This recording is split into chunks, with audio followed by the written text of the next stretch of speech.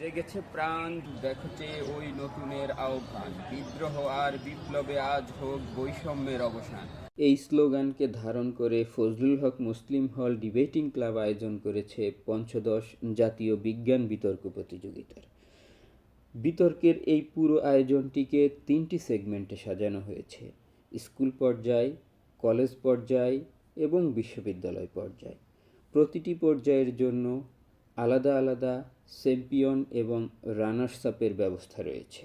জাতীয় বিজ্ঞান বিতর্ক প্রতিযোগিতার প্রথম দিনে দেশের বিভিন্ন জেলার 24টি স্কুল অংশ নিয়েছে। 30 জানুয়ারি কলেজ পর্যায়ের এবং 31 জানুয়ারি বিশ্ববিদ্যালয় পর্যায়ের প্রতিযোগীরা এ প্রতিযোগিতায় অংশগ্রহণ করবে। বিতর্কের এই জমকালো আয়োজনটি চলবে আগামী ফেব্রুয়ারি মাসের 1 তারিখ পর্যন্ত। সুবর্ণভূমি, ফজলুল হক মুসলিম হল, ঢাকা বিশ্ববিদ্যালয়।